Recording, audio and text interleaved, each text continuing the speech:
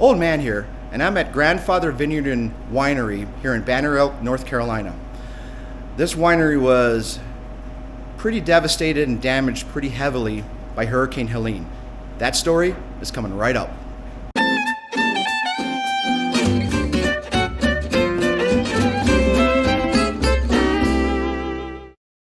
So this was a duh moment for me as we are sitting here drinking some wine and doing some wine tasting with the family right through the windows there, enjoying several glasses of wine.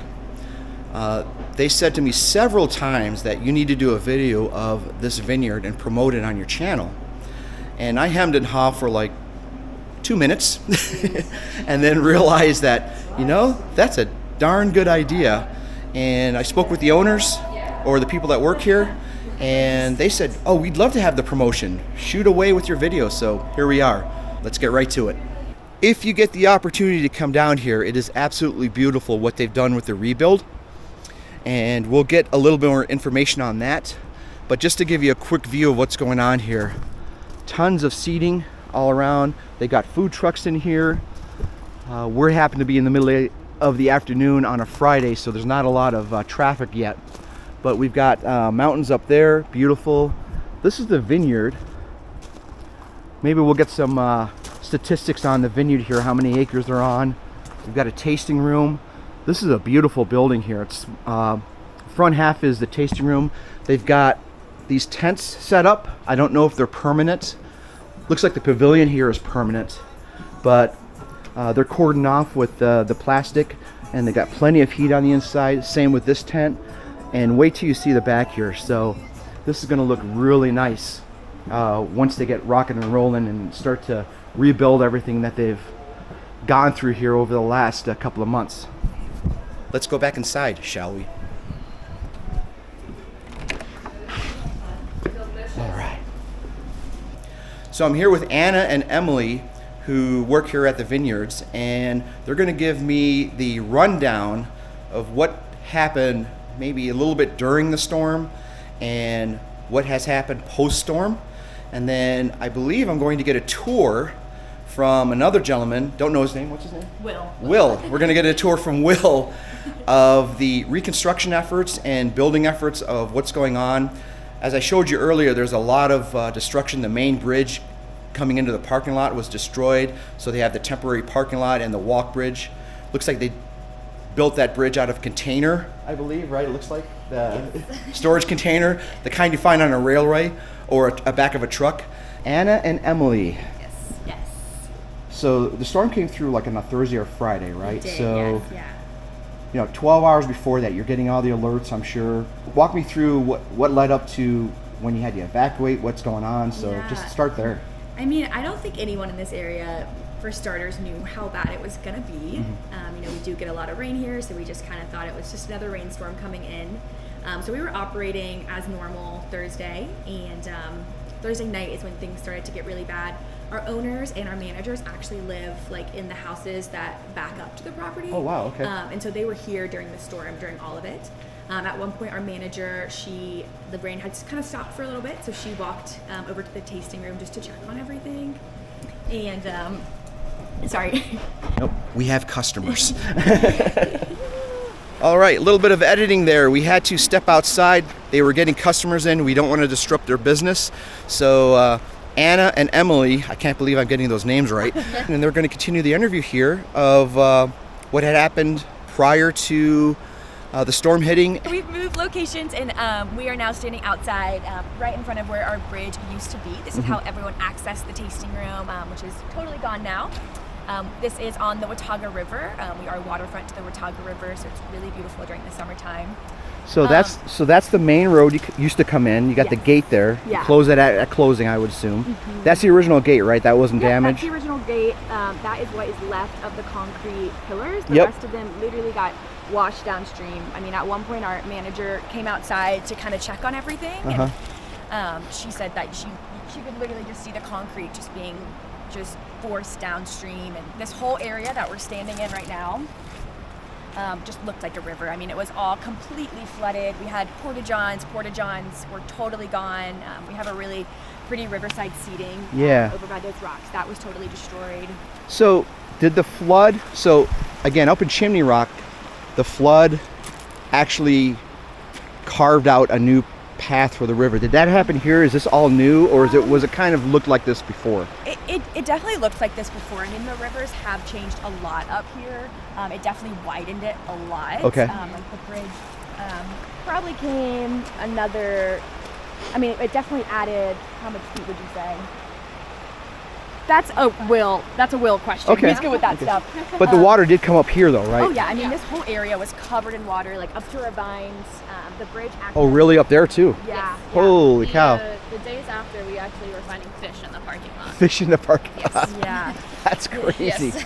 I mean, it's not a laughing matter, but No, I'm just, yeah. wow, okay. I mean, truly, this whole area was just like, I mean, it was pretty terrifying. It just looked like a forceful river had just taken over, and the bridge acted as a dam. And so as soon as the bridge released, the water went down with it. And so I think that's really the only reason that our tasting room was able to be salvaged, just because the bridge had... It relieved all the water, all the backwater. Yes. Wow. So yeah, that was, I remember just Nicole texting me, that's our manager's name, and she's just like, the bridge is totally gone. And, Yeah. You know, after that, we didn't really know what to expect. At that point, we didn't have much service. Sure. You know, you're still trying to check on like your family, your friends. Yeah. Yeah, I mean, it's just scary. Yeah, It's scary. Yeah. Very scary, especially, you know, we love this place so much, and you know, we're a small family-owned business, and we all kind of pour everything into this company, and so it's just a space that we all love. So it was really sad to see so much damage. I mean, our manager says it was just like lightning crashing, like just so loud, so terrifying that you could just see the concrete pillars just like kind of being thrown in the air. You could see just debris and things just being thrown all around the river. Yeah, I mean, I can't speak for what it was like here, but at my house, you know. Did you see debris from like other properties come down also? What was that like? Yeah. Just, you can't even describe it, right? It's just a different site. Yeah, it's just heartbreaking. I mean, there's one part on the Watauga River where there was just like a whole house that's just pinned up against a bridge, and you know, there's still so much debris. I mean, if you follow the Watauga River just a few miles outside of here. So we did the graduation in Boone today, and we came up and we were looking down. I'm driving, of course, but they were looking down each side, and just, it's still damage out there, you know? Yeah. You know? Well, it was crazy too, just seeing like parts of the bridge just farther down this river just sitting there. So like, how many acres does this sit on? So the whole property itself is probably about 20 acres. Okay. But our actual vineyard is about 5 acres. 5 acres, okay. Yeah. So, I mean, post-hurricane, there was a lot of repair that needed to be done here. Yeah. So we have Will and his team kind of took over this area, and they really worked hard on, you know, getting it back to, cleaning it up, getting it back to normal. Where, of course. A lot of us went and helped the community. You know, our main focus was just being able to do whatever we can for the community, and so we partnered up with Mountain Grounds. They are a coffee shop up in Banner Elk, and they were serving breakfast and coffee and making lunches for people in the community. So we pretty much did that every morning. We would go and we would make food and then send them out with people so they could take them to different places. So they totally shut their business down and just made sandwiches for people and gave people a hot meal and just a place to come. So that's what we would do in the mornings. And then we also started like a cold weather donation shop up here. And so we got a bunch of donations, and we were just sorting through them and just really sending them out to anywhere in our community that we could find. Okay. Real fast, I was going to say. Yeah. So our managers, Nicole and Dylan, they live on the property as well as our owners. But there's a neighborhood right behind this vineyard here. Okay. And there's a bridge to get in. That was also taken down during the hurricane. Of course. So essentially, everyone in this neighborhood was kind of trapped there for a couple of weeks. But Nicole and Dylan were boots on the ground the next day. Yeah. What kind of neighborhood? Like an RV park or just a normal housing neighborhood? Okay, no kidding. Okay. A lot of the houses, though, are Airbnbs. So you had people coming up it was Parents Weekend for Upstate. Okay. So you had people renting houses that just got in. Hurricane hit, stranded here, no food. Oh, yeah, all that. So Nicole and Dylan were really boots on the ground, kind of fantastic. Helping out for the neighborhood, feeding neighbors, using equipment to help rebuild that bridge as well. Okay. So it was really like inspirational to see. Yeah. There was a food truck actually that was parked here at Lazy Bear. It's over there. we did have to move it Lazy prior Bear. to the storm, but they kind of got trapped in this area too, and they had a bunch. It was October's our busiest season. You know, I mean, we were gearing up for a super busy weekend, and so was the food truck, and so they had a whole lot of food. And instead of just like letting it go to waste, they ended up using their generator that they had in the food truck and feeding everyone in the neighborhood, like people. Oh, very nice. Yeah, so that was really cool. I mean, everyone truly has just been so amazing. Everyone has stepped up. Did you have any faith groups show up to help out, anything like that? Yeah. Because I got involved with a couple of faith groups too, and they're like the hardest working people out there, and they really help. Anything like that? So for faith group, we didn't have any necessarily stop by here. We did have the Samaritan's Purse was working real close to us. And trying to be a little bit operational, we actually took our production facility and did bottles to go, just some sort of business, and Samaritan's Purse did stop by a lot to kind of help support us in that area. Excellent, okay. But they were doing a lot. There was a lot of people who were in much more need for of course. those resources. Okay. Than Understood. we were. Understood. But yeah, we had, I think it was Speckled Trout has a nonprofit. I know that I have to think of the name, but they came out, they used supplies to help fix that bridge over here to get into this part.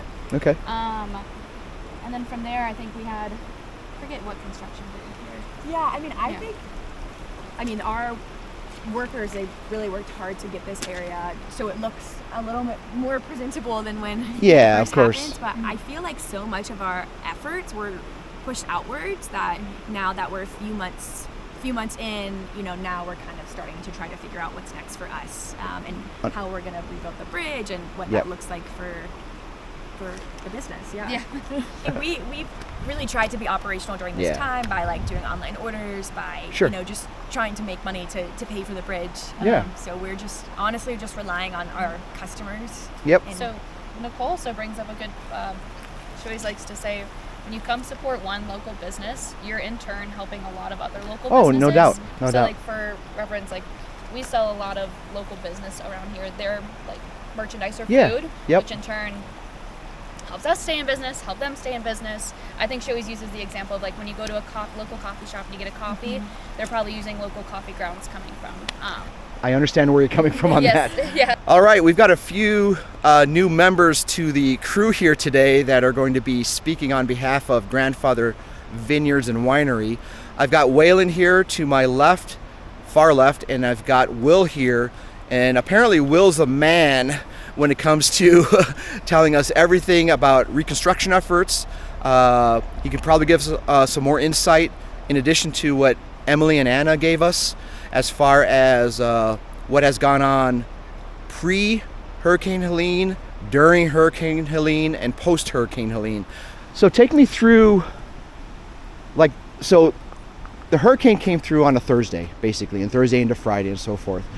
And I got their stories, but I want to hear from you as far as what happened leading up to it, evacuation, preparation, whatever, and then during what you may have witnessed if you were here. If not, tell us the aftermath after that and just what you saw here. I got the rundown already of the gate and the bridge just going down the river, but I want to hear your side of it too, because I think a lot of the viewers will want to hear that. I got you. So, I wasn't here during the storm, but leading up to the storm, we had a lot of rain. So the river was already super swollen by then.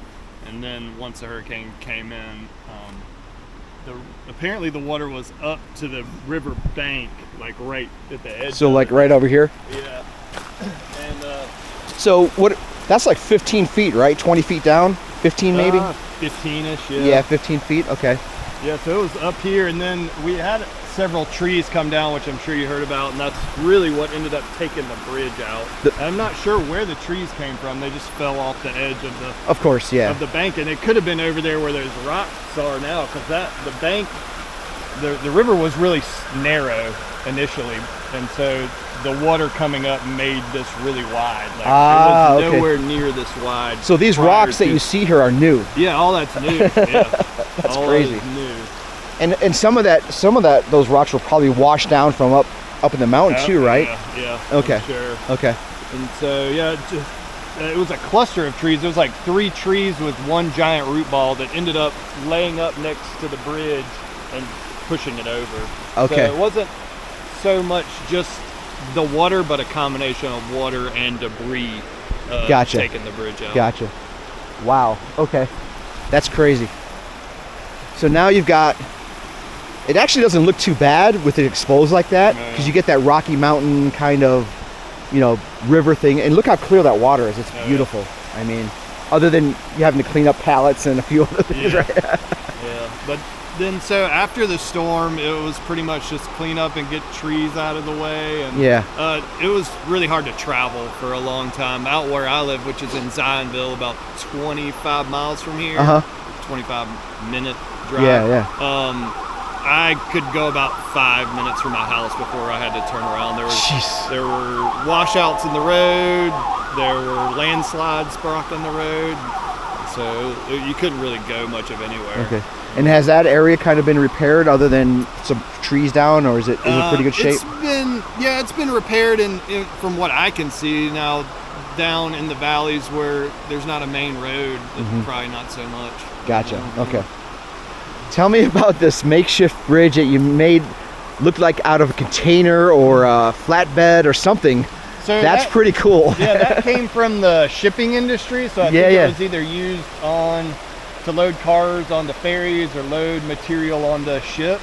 And so it was, it's been made now as a bridge for us. That's awesome. So we're walking down here. I'm like, I see the metal on the front. I see the metal on the back. I'm like, that's a shipping container or something. I went, who thought of that, right? I mean, beautiful, just a beautiful, practical way to make a very supportive bridge, because it can certainly take on the weight, you know, and just make it like that. That's fantastic. Yeah, so it's worked out. It's served a purpose. Hopefully, hopefully we'll make something a little nicer, I'm sure. But to get people in and get the tourism back. Can you give me a little tour of? Did you have to rebuild anything? Can you just walk me through everything? Because I want to give the viewers also, like, you know, the land's on 20 acres. You got 5 acres of vineyards, but I want to show them how beautiful this place is too. So you mind walking me around? Yeah, we can walk around, but really not much happened over on this side. Oh, really? Yeah, okay. Really, it was just the river, and that is what caused most of the damage. And actually, more of it went that way into our parking area than this way, because we're higher up on this side of the river. Okay. So, but yeah, we can walk around and look around. And so the river was still there. Some parts of it was shifted, but it definitely made it wider. Yes. Yeah. Okay. Okay. Yeah. I got a pretty funny story about the hurricane. Yeah. Okay. Lay it on me. So, can I curse? Yeah. Yeah. So I might bleep it out, but yeah, you can curse. I was talking shit all day, pretty much all week, about how the storm wasn't going to do anything. Mostly just because I thought it was funny to see people get riled up. And, of course, the day of the storm, it was raining pretty hard, but I didn't think it was that intense. I work up at the production facility, I don't know, 500 yards away. Okay. Okay. The production facility for the vineyards. Yes, sir. Gotcha. Okay. So we got through most of the day. It was raining cats and dogs, and then Will Burrow, who's my direct superior, said, "Hey buddy, just so you know, your road is shutting down. You might want to get going." And so then I hopped in my car and sped home, me and my wife held out for like 3 days, and then oh my gosh, I think it was the Tuesday after the storm, the first day back at work, we had a couple tons of grapes to press out, so it was business as usual. Okay. The grapes don't care about the weather. No, of course not. Otherwise they would have. So your karma kind of came back a little bit. Oh yeah. If you want to look at it that way, right?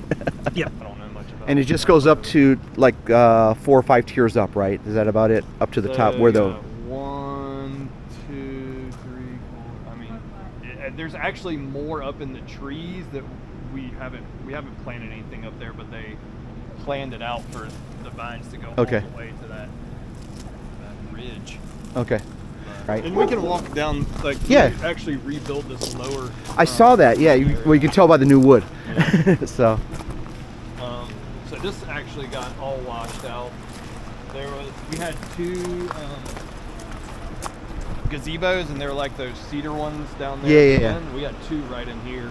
One of them got destroyed. One of them actually held on for the ride. only lost a leg, and then most recently the wind blew it over. Oh, I It gotcha. wasn't secured down to the ground, but yeah, this So this what? whole area was kind of gone except for this backwood was the only thing that stayed. The rest of it was like messed Okay. up. And what do you usually do down? Do you have like more seating and Yeah, stuff there's down seating there? typically Okay. down there. Okay. Mhm. Just to enjoy the river and the Yeah. sounds of it on over Yeah, there. and that's our most popular space. Okay. And then same situation as over here with the rocks and everything. That was not there before, or was it smaller? So we had rocks on this side, but the river was much narrower. Okay. That particular area isn't changed as much as down there, Gotcha. and it's a lot rockier up that way. So I don't know. That's Well, all kind of the same. I know when you're driving up on, that's 105, right? 105? Yeah. When you're driving up and you're looking down a ravine, there's just trees everywhere down there. So that was obviously part of the Helene stuff too, Yeah. but not as far as damage or rerouting of the river, not so much, just the trees being down, right? Yeah. Okay. Trees and debris. We've spent days upon days just picking out trash just from that area over there. There's Which came down from other buildings or whatever, right? wherever, Gotcha. like, there's Yeah. all sorts of trash, and we still have to work further downstream. We pulled a car off the bank. It had been there for a while, but there was a car in the bank that got discovered, I guess, from the bank eroding. It was like a really old car. Okay. Moonshine car or something? Maybe. Who knows, right? We don't know nothing about that. Yeah, you don't know nothing about that. Anything else you can tell me? Anything interesting? I gotcha. Okay. So Joe, he's gone now back home to Alaska, but he was here temporarily, and he was actually standing at the bridge when it collapsed. Really wish he was here right now to explain his own story, but he was standing like 10 feet away from the bridge when it collapsed, and he said those concrete, what are they called? The concrete footers, I guess. Footers, you would say? pier, yeah. Sure. Piers, almost. The concrete footers launched about 20 feet up in the air. Buttresses, actually, I think it's. Oh, okay, buttresses. okay. So the buttresses launched about 20 feet up in the air, and then obviously after that you have no support, so it just crumpled to pieces. Yeah. Yep. Wow, okay. Mother Nature at its best, right? Sure. That's crazy, man. What a story. Hey, what's the deal with these trees here? They look perfectly symmetrical cut on top. I mean, obviously that's not from the storm. Did you guys trim those up or whatever? Yeah, it's What- just pruning that we have to do so we can keep our view of Grandfather. That's Grandfather. Yes. Gotcha. Okay, so okay. So they overgrow. And he said, nope, we want the view, chop them off, and then there's your view of Grandfather Mountain. Okay. Yeah. So we just trim the tops. We don't take down the whole tree. Gotcha, I And gotcha. It'll grow back. You saw some very detailed information about what happened with Helene, and that came directly from the employees here, and great stuff. You get firsthand accounts of what happened, what the rebuilding efforts were and are, and what's going on here. I want to shift gears here to show you the rest of this vineyard. It's actually very, very nice. It's actually beautiful here. You've got these beautiful backdrop of the vineyards here. You've got Grandfather Mountain way over there. They've got these tents that are set up for the cold, obviously. Looks like these can just roll up in the summertime and it'll be nice and open there. But check this out. There's a ton of seating around here. You can see here. They've got a stage set up. So obviously they have music entertainment. They could probably run a small 1 or 2 man play here if they wanted to. Christmas tree, Merry Christmas everyone. And it's just really, really nice. They've got these solo fire pits at several locations back through here. And it seems to me that this is a great place where you can just come and sit and just chat with your friends and neighbors if you decide to come out and drink some wine. They've got these nice pavilions here, gazebos, and it's just a really, really nice looking place here. I've got to admit, when we first rolled into the parking lot and saw the building sitting there, I said, oh, you know, it's kind of a small place. Then you get back here, like, wow, this is really open. I mean, look at this. And as Anna and Emily mentioned before, the property sits on 20 acres with about 5 acres worth of vineyards. The wine is very, very good here. And if I could promote this for you, to all you folks that are going to be traveling to Banner Elk, Beach Mountain for skiing, even the Boone area, stop in at the vineyard, because they can use all the tourism that is out there, and just drop in for a wine tasting. It's a really nice place. The wine is very good, as I mentioned earlier. We got 2 flights, and everything was tasty. I'm a sweet wine guy, so I got the sweet wine tasting part of it, the flight of that, and the rest of the family got a couple of glasses and another flight. So definitely come out here if you get a chance, please. Tourism is coming back to the mountains of North Carolina after Helene, and anything any of you can do to promote them, support them, and just be part of the community, that would be fantastic. Grandfather Vineyards and Winery in Banner Elk, North Carolina. All right, that was my tour and interview of some of the folks here at Grandfather Vineyards and Winery here in Banner Elk, North Carolina. As I said earlier, whatever you can do to get out here to support the winery, please do. Tourism is starting to come back to this area. We've got Beach Mountain just behind the camera. We've got Boone, North Carolina behind me.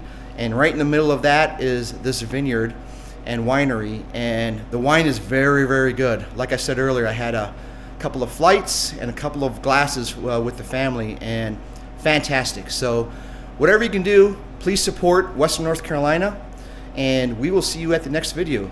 So with that, ladies and gentlemen, peace out. In Banner Elk, North Carolina, and I'm at Grandfather Vineyard and Winery. This might be a couple takes, sir. Take 3. Promote Grandfather Winery and Vineyards, or Grandfather Vineyards and Winery. Take 2. In the summertime, sorry, can I start over?